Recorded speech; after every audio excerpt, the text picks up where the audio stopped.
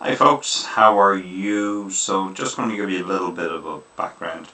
I was once involved in a project. I ran it by a friend of mine, very ridiculously clever guy. But he said, "It's great, Rory, but I don't know you. I don't know what you do. Don't know what you sell. Don't know how you're going to do it. Yeah, I wish you all the best with that." so I kind of learned my lesson from him then. Anyway, so this is just a very quick little run through of what I am. So I was born in South County Dublin. Actually, even speaking to a builder the other day, Mount Carmel Hospital and then the Good Shepherd. I think they used to just take the kids within a day or two straight over to get baptised. That was what was done back then. So I was born and raised in South County Dublin, Mount Mary and Deer Park. Much to my shame, I go past it often enough. I probably only walk it a couple of times a year, usually when my daughter is playing a hockey match in next door, Mount Amble. So, no, I stay and watch the match, but then I walk the park beforehand as if they're getting ready. That didn't sound good. So I was very lucky. My dad was a local builder and my mother was the local hairdresser on the Rise, Joan. So two of them were entrepreneurial. That was hugely important economically because two of them cross-pollinated with each other in terms of business and cash flow. My birth cert, actually, when somebody said to me, "Where did it all go wrong?" My birth cert says occupation father, no, occupation of father hairdresser, and occupation of mother building contractor. Couldn't make it up, could you?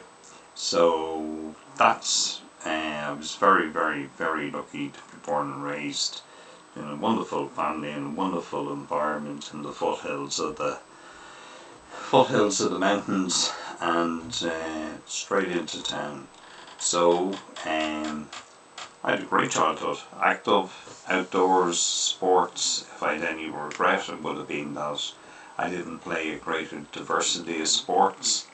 I would have loved playing cricket and hockey. Would have, if I had to redo it, I would have, during the off rugby season, I would have played with Cook Crokes a little bit as a kid.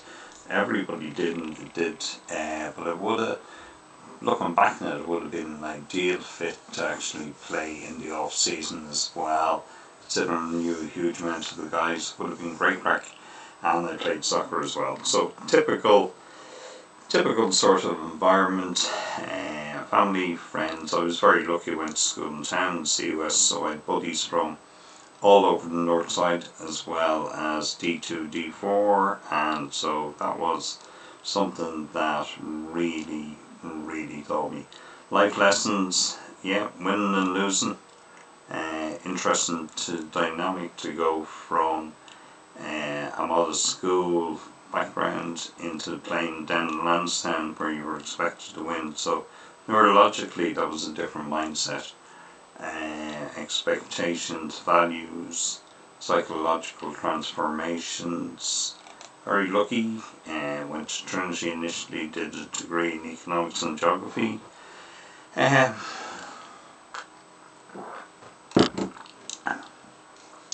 Yeah, the one thing that I swore to myself that I'd do in Trinity before I left was I'd know what I was going to do.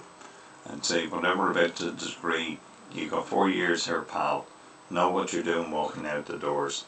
So I certainly failed at that. I was very lucky that life took me in different journeys. When I left school, I worked for my father, and I'll make a video about that. It's an interesting passage in my life. I was very grateful. So there was a certain amount of payback in that, but you can never pay back, you can only pay forward.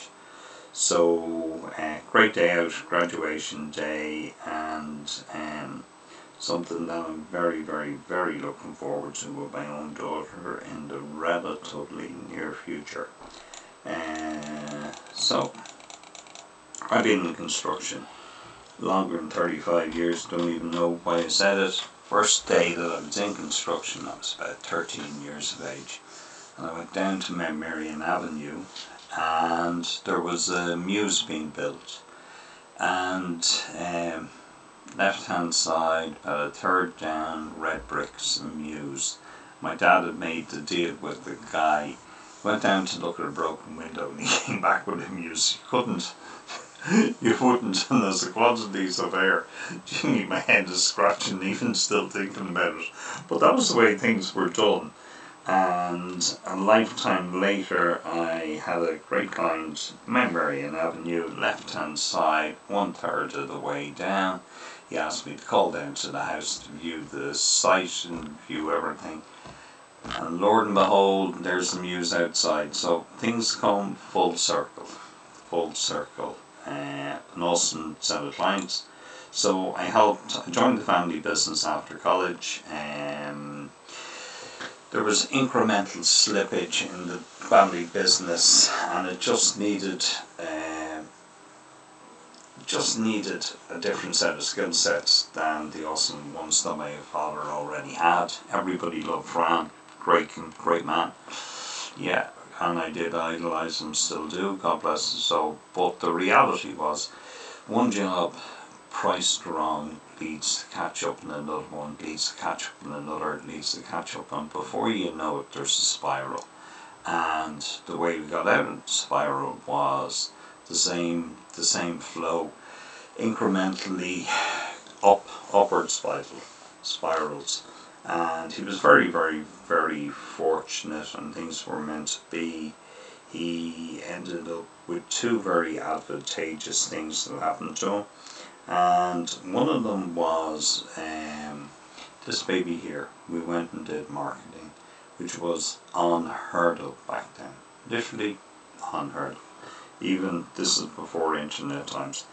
And leaflet drops into Donnybrook, 5,000 leaflets on a Friday. Somebody told me in no uncertain terms that they didn't work, they were a gimmick, and it was a waste of money. That was Friday morning.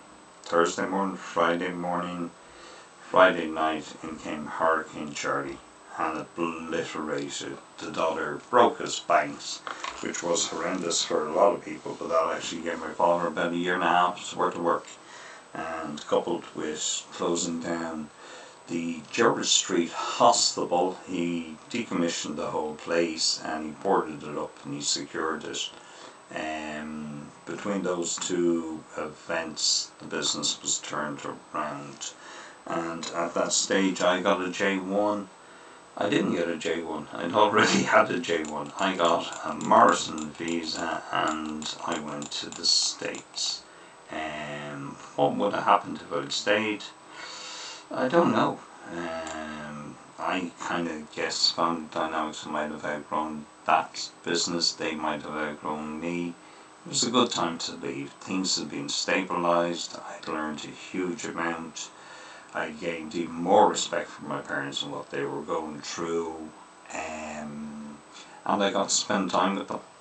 You know, the most precious thing of all, I got to spend time with them. So I went to the States, and first of all I joined a major construction consortium, and I was used to do marketing for them, and then I became a fit out manager, and I had a cross-pollination of skills. But in all essence, I actually, while I really enjoyed it, it was great fun, and there was talks of promotion, my heart wasn't completely in it. I wanted to be self-employed. I opened up a restoration and painting business with a partner of mine. Great guy, couldn't have done it without him. What was actually unusual was both of our skill sets tend to overlap. We tended to be similar, and it was unusual, but it was growth, and it was a little bit chaotical, and it was young management errors and young leadership, and I don't mean young chronologically, I mean young in management structures and philosophically. We didn't build systems, and eventually we kind of started doing it, and it was great fun. It was great to be outdoors. We have a commercial painting business, but we also have the full restoration business of what they call San Francisco painted ladies. So between top to bottom here you could have 30 or 40 different colour lines, and you were storing rotten timbers, and sometimes you were anchoring in foundations, and you even excavating underneath them as well. So the whole 9 yards. It was great fun. One important estate, and for a small category like this we actually came first. So that was quite significant, and that's the whole state of California, so it's a biggie. Opened up a couple of bars for cash flow, and then I opened up a pub fit out company as well. And so we had three businesses going on. See the big eye? We had three businesses going on: restoration, painting, commercial, and the restoration business. We owned a couple of bars, Portland, Oregon, San Francisco, and New York, Fifth Avenue, and then had a pub fit out business. And it all sounded great, and it was time specific and it was appropriate, but the reality was values were in conflict with family life and group dynamics and formations and getting married and having kids and putting first things first, and appropriately putting first things first. So coming home, a geographical movement, but as anybody comes home, and so many Irish people do, it's a philosophical, it's mental, it's an emotional, it's a self-homecoming, it's a realisation, God forbid, it's a growing up process as well, and it's de-skilling, and it takes a while to merge back in, because it's different environments, and it's just been so great to be back and to see Ireland thrive and become diverse and global hub, and with all of those nuances and complexities that it wasn't predictable. That's the one thing that I do find is never really talked about in Irish society. This was utterly predictable, that this growth and dynamic was going to happen. So it's a pleasure. It's an absolute pleasure. Let me fly through this.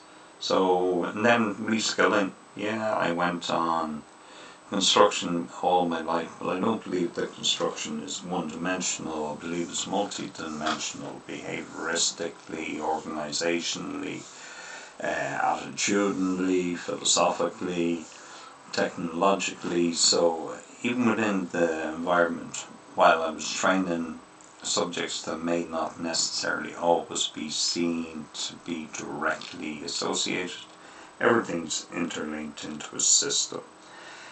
The return was great, as I said. Reskilling, I was fortunate enough, I did group facilitation, I went down, and I still am profoundly interested in psychotherapy, group analysis.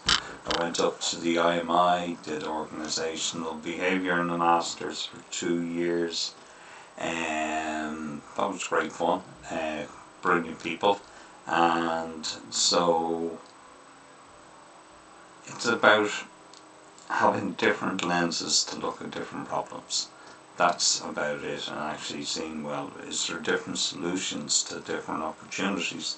So it's about reframing, it's about keeping active, it's about keeping tuned, it's about having a passion for education and learning, which I do, thankfully. I guess my two real passions in life are education and learning, and the outdoors, apart from my family, obviously, first things first. So, QS, natural progression from builder, I'm going to do a full video on this. It was never a pivot, it was always a progression, it was future orientated. Went back up to Bolton Street, great lecturers, great to be back in Bolton Street. It really was. It was great crack. And people say, oh well, you know, was it hard? It wasn't hard at all. It was absolutely great fun. great fun because everybody in the organisation is aligned to helping you, from the porters to the wonderful ladies on the coffee dock, to the food, to the unbelievable lecturers, to the other lecturers. A friend of ours is actually a lecturer, and I called in and saw her, and she even helped me. She helped me hugely with a half an hour conversation.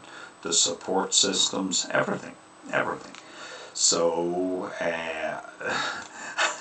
as my dear dad said to me, he said, what did he say? Oh, he said, yeah. He said to me when I told him I was becoming a quantity surveyor, he laughed, and he said, we were laughing, we used to walk around Marion Park together, but he laughed, and he said, so, he said, gameskeeper or poacher? And I said, honestly, I don't know which, and the two of us laughed, because the two occupations mirror each other. You know, it's if you're a builder, all of a sudden you've been on one side of the table, and then if you're a quantity surveyor working for the client, you're sitting on the other side of the table. Huge amount of mirroring going on. A little bit oblique and different skill sets, yeah, but a huge amount of mirroring going on. So that was great fun. Did I do this one? I did. Yeah, my parents would have been big endorsers of progression. My dad was great. Unfortunately, his father died young, so he was limited in education. Opportunities, very clever man, and I have been gifted different opportunities.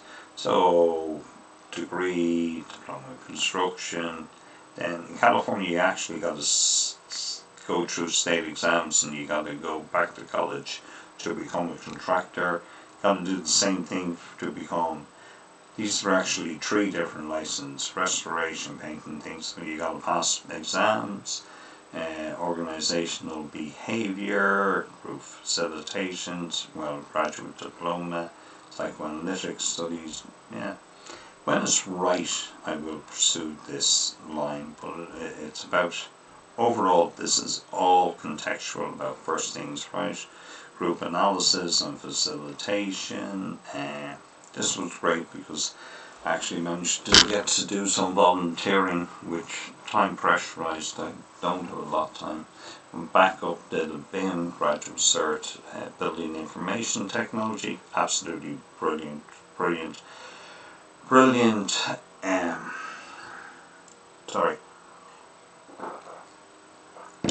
class members. Then a master's in quantity surveying, and I will do this, but I was going to do it this year, but just too much going on, and with people at different stages in their life, in the family, I would have been pushing the boat out too much, and I also wanted to finally finish up my book, so I'm put this on hold for next year, the following year. We'll wait and see. There's no urgency. So when I came back, I had a painting and restoration business, gradually then moved into quantity surveying. I only did one job at a time, slowed the process down. I actually went Six Sigma and asked myself, what do the clients want? What can I give the clients? And it was about one job at a time, pure focus, craftsmanship, and it was great. Did a lot of Georgian doors restoration, with sash windows restoration, tanking the basements, weatherproofing products, granite steps cleaning, railings restoration as well, those type of products. So it was multifaceted, and it was a joy, but there was always a timeline on it, and it facilitated my transformation as well.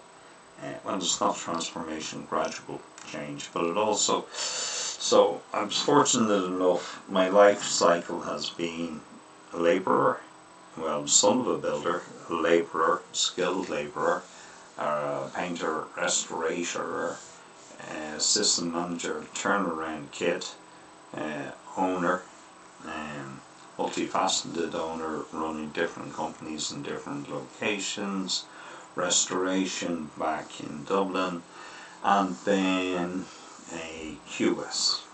So I was fortunate enough that I knew a couple and I could transform on a part-time basis working for them as I still was running these jobs in a smaller capacity, smaller environment, until I went out on my own, and that was great fun too.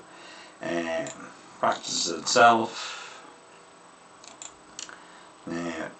I focus really on the environment that I know. South County Dublin residential, Georgian buildings, D2, D4.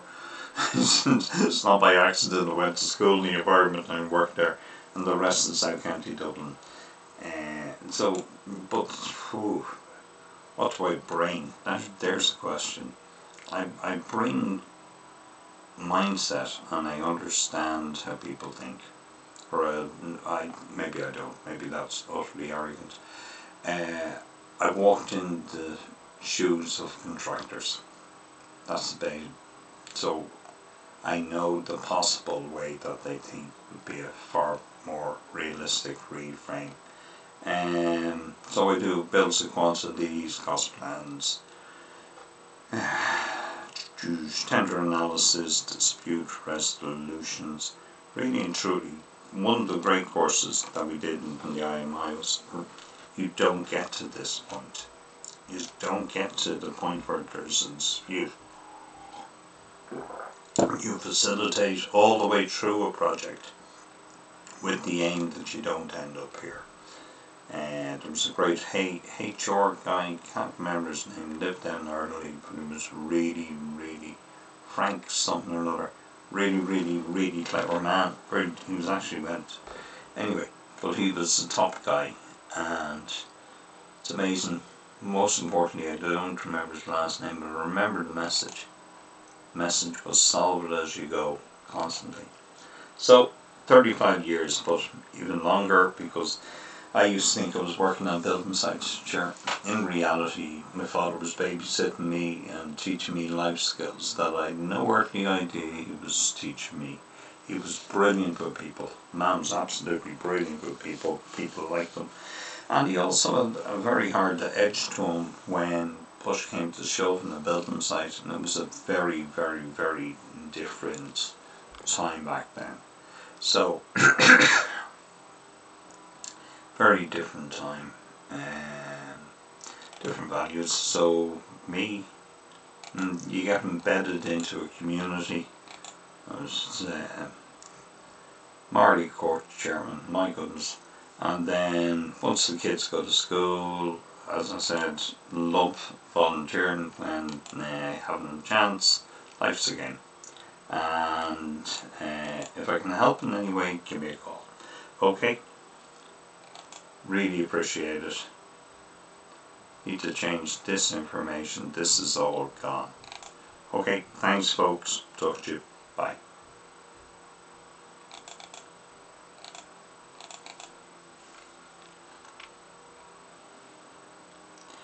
Sorry, well, I might as well say this editing being done. Boom. All of them are gone. And that's kind of poignant, isn't it? Because, yeah. I tried for a while. It is interesting, but I tried for a while to keep. But you need to be singular in purpose. You need to be singular in disposition, and you need to be singular in intent and resilience. And you need to be specialist. So that's why I actually ended up closing down the business. There was a possibility of working with other people and or even selling it or remaining in a management capacity, and I didn't want it. I just wanted to specialise and become better at one thing, and that's taken me a long time in life to learn less is more. Less is more. We don't need everything, and less is more. So on that note, less is more. I'm going to finish up. Thanks very much for sharing this. Really appreciate it. time is the most precious thing we have. Thank you so much. Take care, folks.